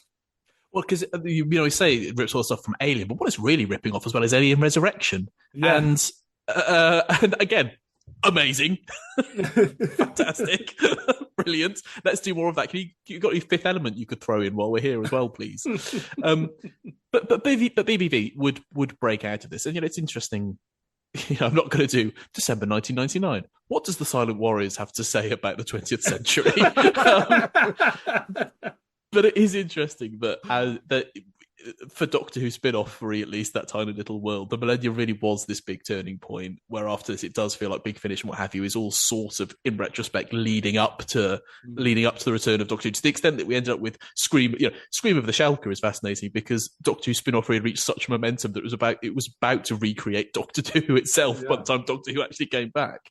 But BBV would, the other side of the money, and break out of this. They wouldn't fit. I've not properly looked down the list, but this does feel like a later effort at them at aping Doctor Who directly, because then they would go on and do more interesting stuff. And later on, you've got much more interesting stuff, like, is it Krynoid the Green Man, where it reinterprets that character. And chilling, that audio. Or the Barnacled Baby, which again, takes what they can use, these monsters, and massively recontextualizes them, and tries to do something that was very different to what Big Finish were doing. Didn't BBV go on to do the Faction Paradox audios? They do the first run of 6. Yeah, they went down really well, I seem to remember. They go over to Magic Bullet and they do another 6 Faction Paradox, and the Magic Bullet ones are... I must listen to those. They're brilliant, because it's the same people that did Caldor City, and they...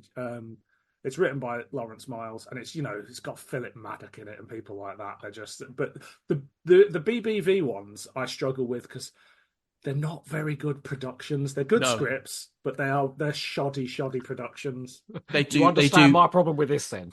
They sound the dialogue in it. The actors sound like 3 blokes recording themselves on a podcast at home, right? It's not. And Nigel Fair's is running the range, and he later admitted, he was like, I didn't know what they're about, I didn't get it, so I probably wasn't the best person to be making them. But then it feels a little bit like we're coming full circle now, because at the time of recording, Big Finish have not long announced Planet Krynoid, and I read that and thought, that sounds like a fucking great BBV audio. To be honest, I reacted cynically when they announced that, and then I read the synopsis, and they're like, it's The Last of Us, but with Krynoids, and I thought, isn't The Last of Us basically Krynoids? Are you saying this is a shit Last of Us? But I'm in. I'll give it a listen until everybody slates it. Rhys Shearsmith's in it. What could be more BBV? Yeah. Do you feel like everyone's there's a certain cast of people who were on the rise in the late 90s, and now maybe they're coming back round to Big Finish? Do we think like Simon Pegg is going to start turning up in them again? I would love that. Bring back Strontium Dog. As you said, they were sort of sniffing around at the time for things that could potentially go on and have sort of running storylines. Yeah. So how does this work as a pilot then for the great Sontaran spin-off? I mean, I don't think they're not looking for the Sontarans. They're looking for a lead. It's the Alex character they're obviously interested in spinning off. And he has the chops. He does have the chops, but he needs a better character. Yeah, or a better director to say, don't do it like that. And he's becoming more human by the end, so maybe there would be an interesting character arc.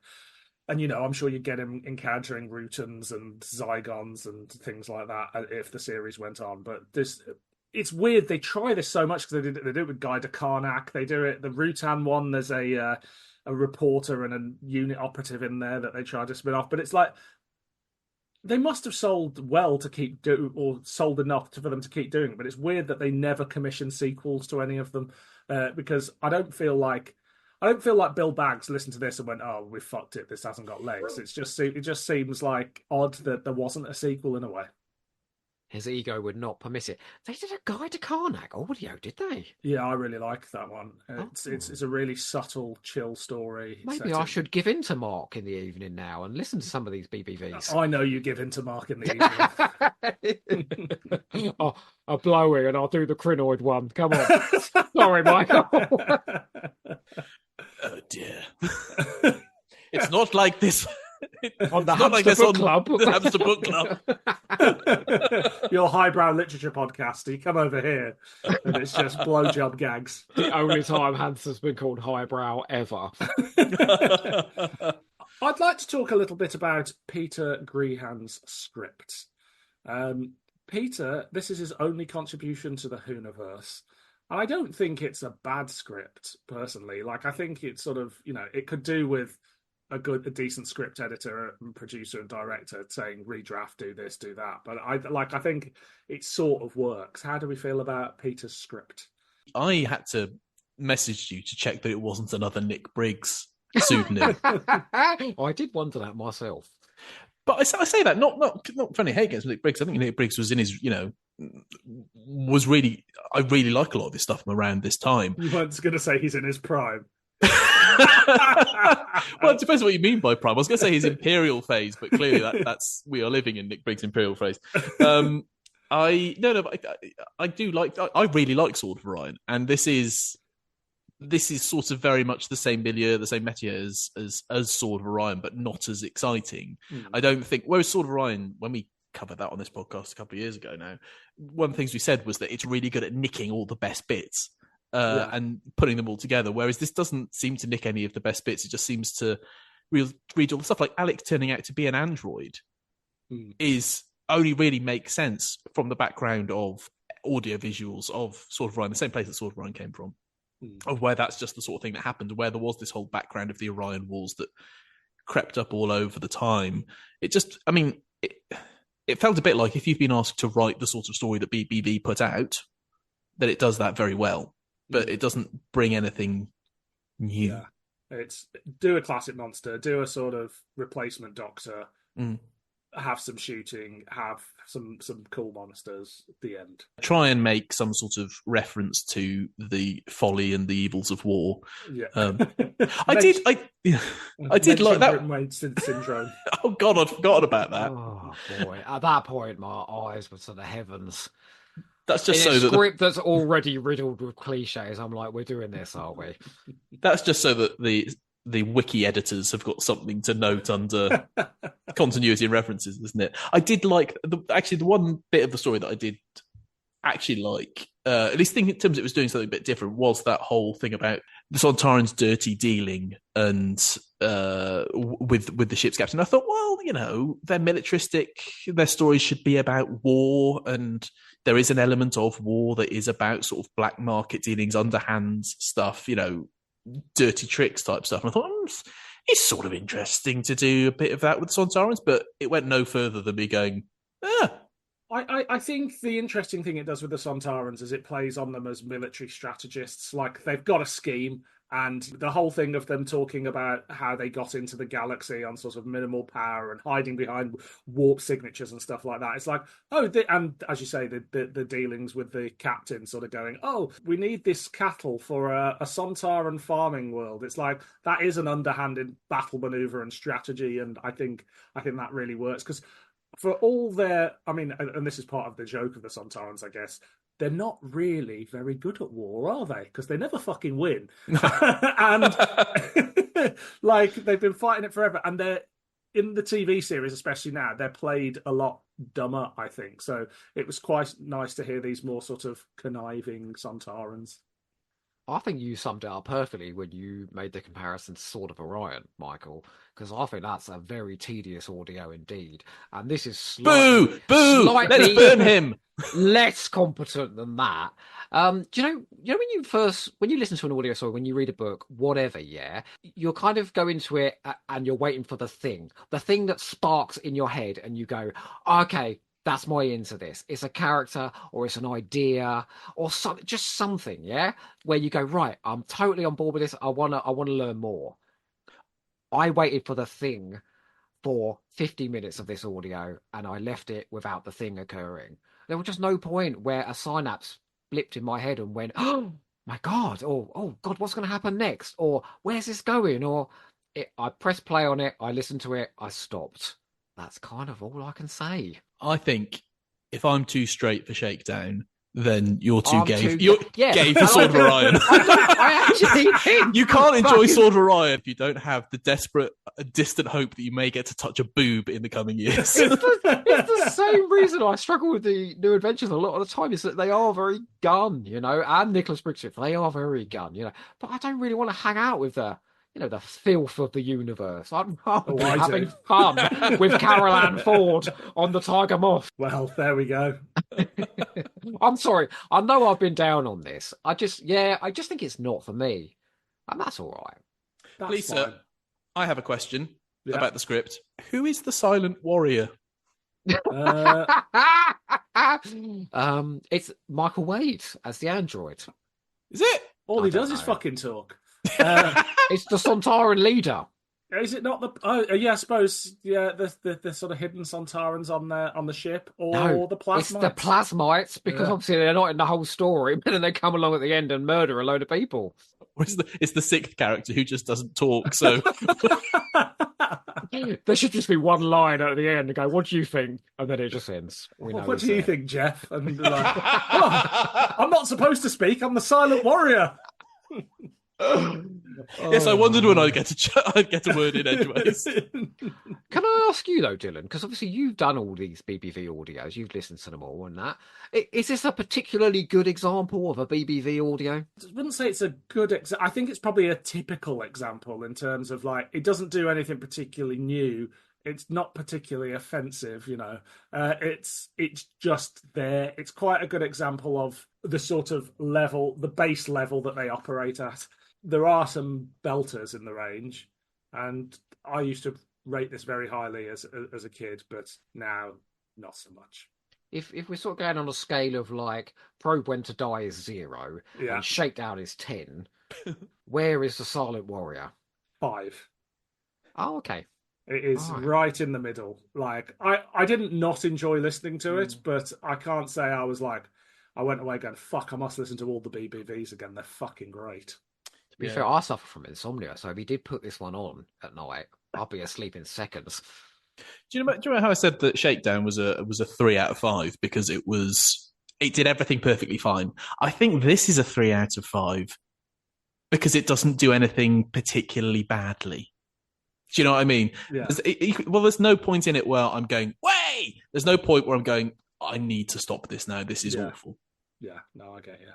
I feel like we don't have too much more to say on it, but is there any other points, anything else in your notes that you want to raise?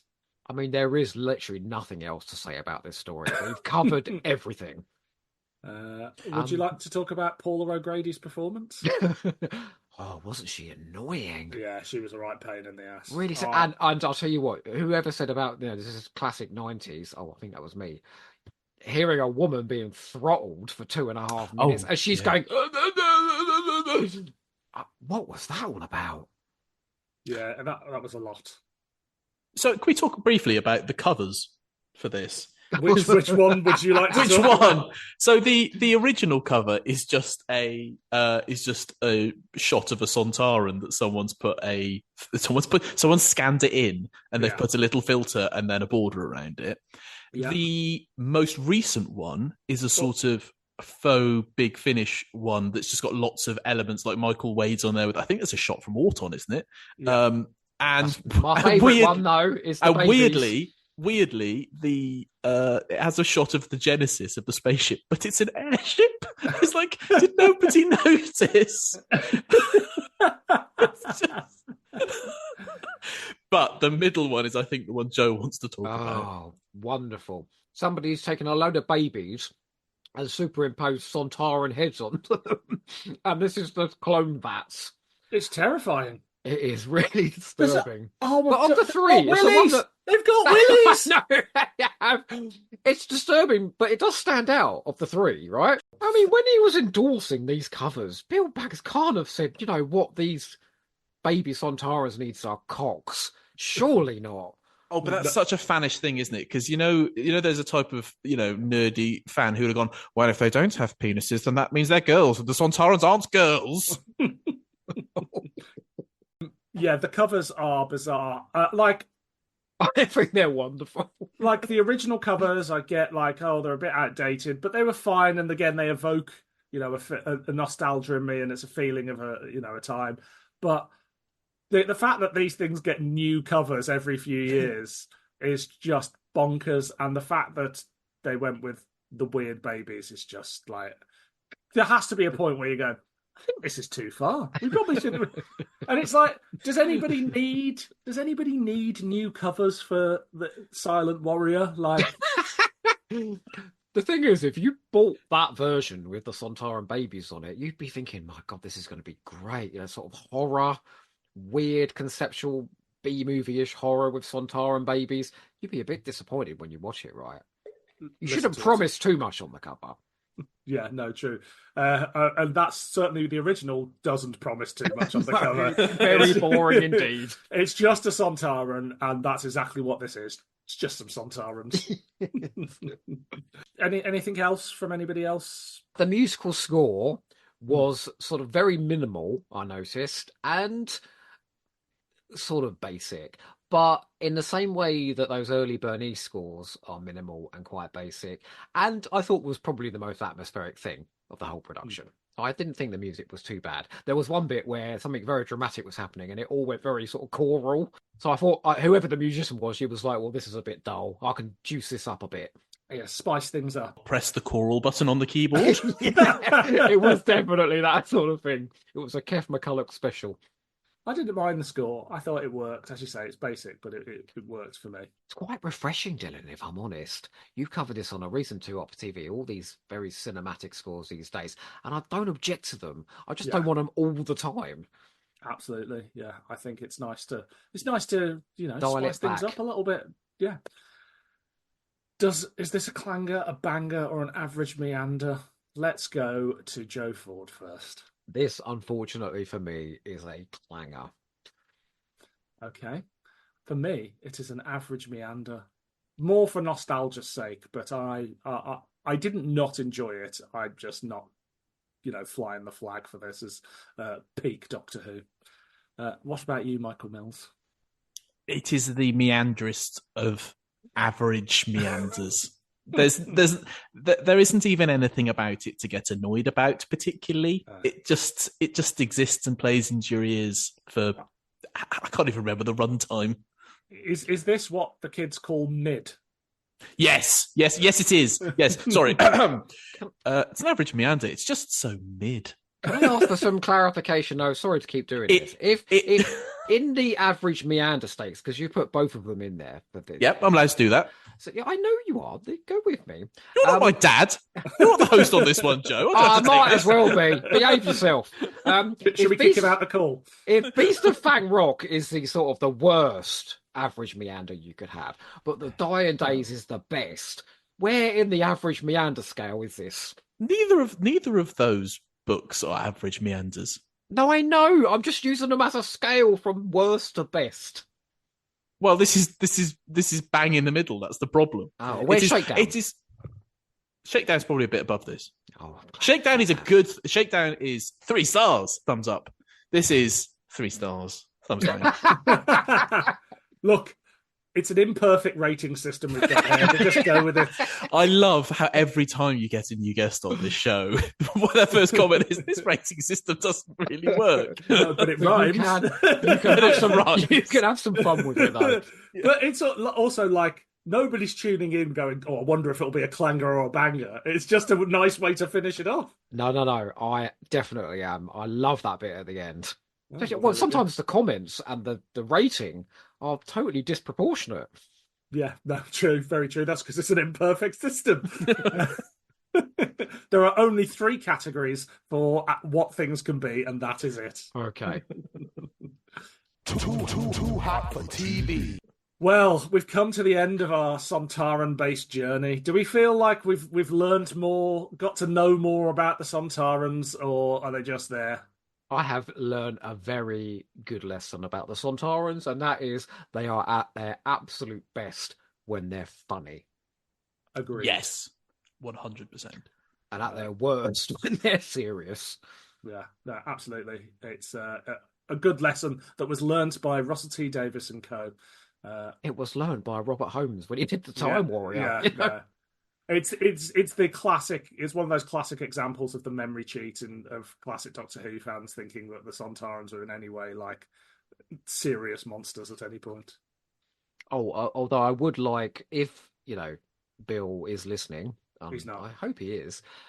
Bill, if you would care to resurrect Vaughan at any point, I'm here to do the voice. Okay. Excellent. Well, thank you for coming on this journey with me. Michael, if people want to find you on the internet, where can they find you, should they wish to? Should they wish to, they can find me still just about on X at call_me_Kenneth. It's a silly name. Or they can find me on Blue Sky, the better name of Michael Mills. Joe Ford, what about you? Yeah. I like X, you know. I find Blue Sky is a bit too conservative, you know. No one's very rude on there. Whereas X is just full of porn and people being nasty. It's a much more fun place to be. And I am at Doc Oho. Excellent. Wow. This has been a great journey. Next time, I'll be joined by J.R. Southall, and we'll be looking at the short stories of Stephen Moffat. Until next time, I've been Dylan. And I've been Joe. And I've been Michael. And this has been Doctor Who Too Hot for TV.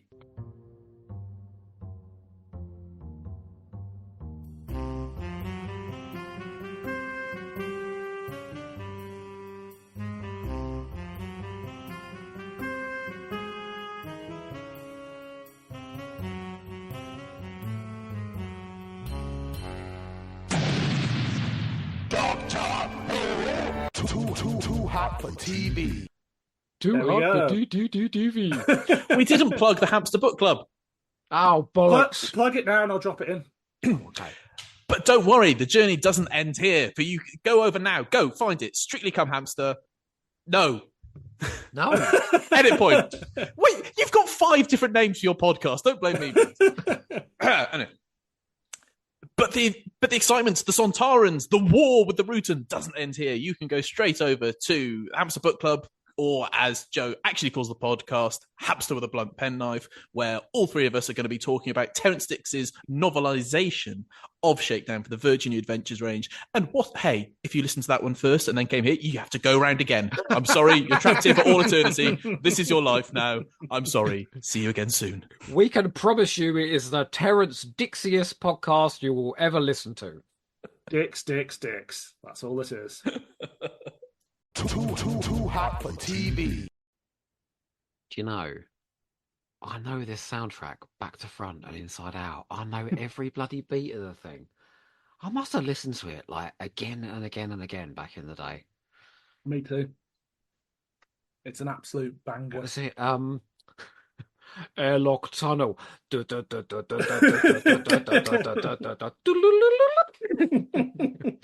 I've got to say, your cyber helmet looks magnificent. Oh, do you like my helmet, Joe? I do. I picked it up off eBay. I've always wanted a Wheel in Space It's cyber gorgeous. helmet.